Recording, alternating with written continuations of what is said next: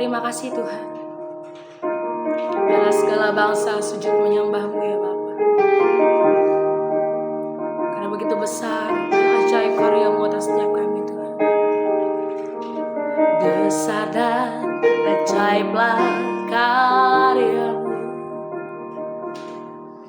adil dan benarlah jalan-Mu, Raja segala bangsa yang maha kuasa, mulia nama-Mu, besarlah, besar dan ajaiblah karya, adil dan benarlah jalan-Mu.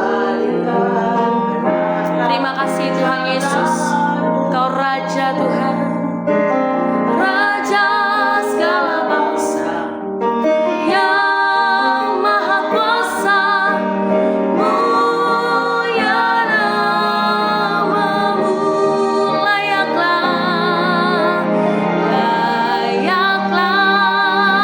segala bangsa sujud kepadamu,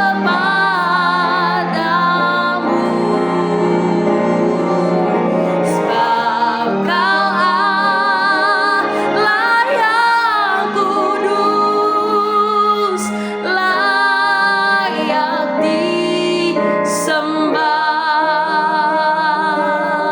Sungguh besar Engkau Tuhan, besar dan ajaiblah karya-Mu, adil dan benarlah jalan-Mu. Kau Raja di atas segala bangsa Tuhan, Raja segala bangsa yang maha kuasa, mulia nama-Mu, layaklah segala bangsa sujud kepadamu,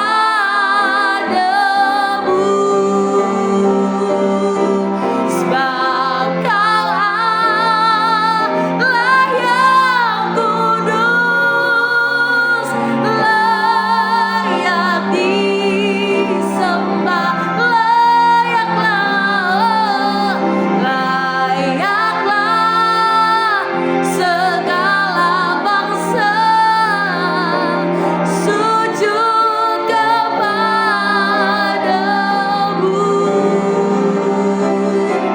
sebab Kau Allah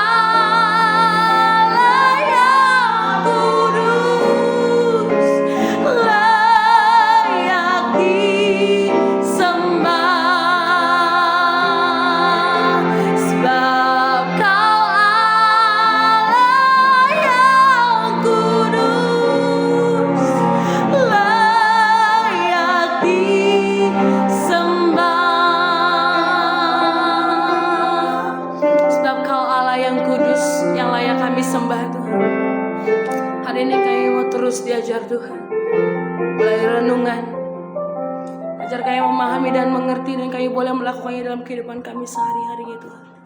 Terima kasih Tuhan Yesus. Kami berdoa dan mengucap syukur. Haleluya. Amin. Shalom Bapak Ibu Saudara yang dikasihi Tuhan, pada hari ini mari saya mau ajak kita sama-sama membaca firman Tuhan dan merenungkannya, yang pada hari ini Selasa tanggal 20 Agustus 2024 dengan tema menjadi berkat melalui perbuatan kasih.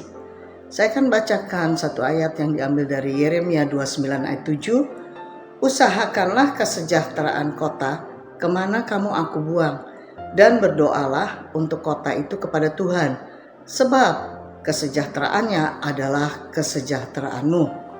Bacaan hari ini adalah nasihat Nabi Yeremia kepada orang-orang buangan di Babel agar tidak mengikuti pengajaran nabi-nabi palsu.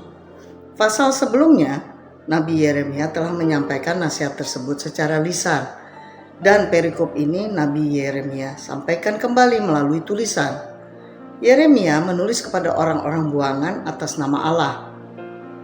Banyak orang-orang terampil telah diserahkan kepada Raja Babel agar orang-orang yang tertinggal tidak memiliki kapasitas untuk membentengi kota. Namun Raja Nebukadnezar tidak puas sampai di situ, sehingga mereka menangkap lebih banyak orang lagi yang merupakan imam-imam, nabi-nabi, dan seluruh rakyat lainnya yang tertera dalam ayat yang pertama. Keadaan orang-orang buangan sangat menyedihkan karena mereka hidup terpisah dengan saudara mereka yang tetap tinggal di negeri sendiri, serta merasa bahwa mereka dibuang karena adalah orang-orang berdosa.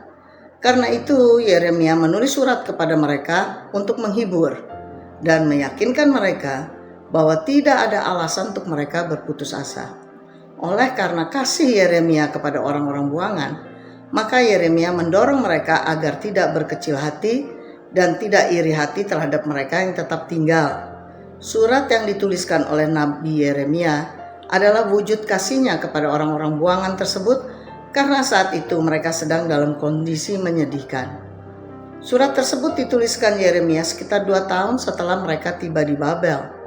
Nasihat apa yang diberikan Nabi Yeremia kepada orang-orang buangan sebagai wujud kasihnya?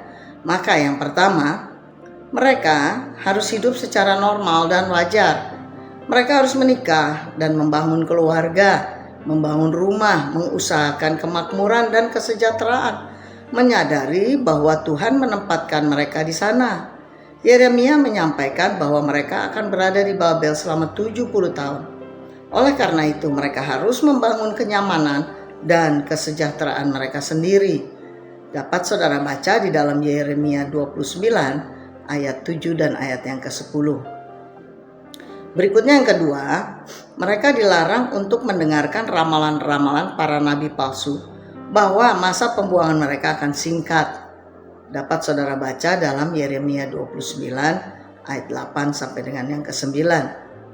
Berikutnya yang ketiga, Yeremia menyampaikan bahwa mereka yang tertinggal di Yerusalem akan menderita dengan hebat karena mereka tetap memberontak terhadap Allah.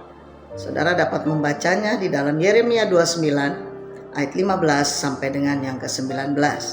Dan berikutnya yang keempat, Yeremia menyampaikan bahwa jika mereka sungguh-sungguh mencari Tuhan, maka hidup mereka akan dipulihkan. Tuhan akan menjawab doa-doa mereka untuk kepentingan rencananya Tuhan. Dapat saudara baca di dalam Yeremia 29 ayat 10 sampai dengan yang ke-14. Kasih Allah begitu besar kepada umatnya. Yeremia dipakai Tuhan untuk memberikan nasihat kepada umat Allah agar mereka terhibur dengan kondisi mereka berada di pembuangan. Tuhan sanggup menolong dan membebaskan mereka. Allah Israel yang mengikat perjanjian dengan umatnya meskipun mereka masih berseteru dengan Tuhan. Yeremia mengingatkan bahwa mereka harus berjaga-jaga terhadap semua godaan untuk menyembah berhala di Babel. Dengan surat Yeremia yang dituliskan bagi orang-orang buangan di Babel, maka hal ini membuktikan bahwa Tuhan mengasihi mereka.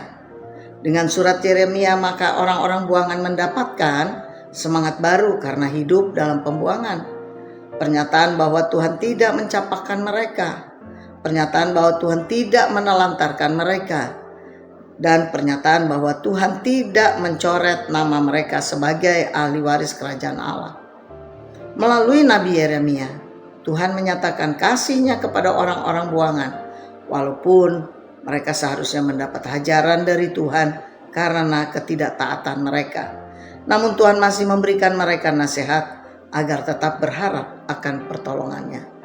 Nah, refleksi kita pada hari ini saudara, apa yang dilakukan Nabi Yeremia adalah satu perbuatan kasih yang dikuatkan oleh kuasa Allah untuk memberikan penghiburan kepada mereka yang membutuhkan, yaitu mereka yang ada dalam pembuangan di Babel. Yeremia menjadi berkat bagi mereka yang akhirnya dapat hidup dengan tenang, membangun keluarga, dan mendirikan rumah di sana. Demikian renungan kita pada hari ini. Mari kita berdoa. Bapa, di dalam nama Tuhan Yesus Kristus, kami bersyukur, berterima kasih atas rencana Tuhan dalam hidup kami, sehingga kami tetap mau mengikut dan kami tetap mau setia kepada Tuhan, sehingga kami tidak mau tergoda dengan ajaran-ajaran yang sesat. Kiranya Roh Kudus menuntun kami, mengarahkan kami, dan terlebih menyertai setiap langkah kami. Terima kasih Bapa, di dalam nama Yesus Kristus kami berdoa dan bersyukur kepadamu. Haleluya. Amin.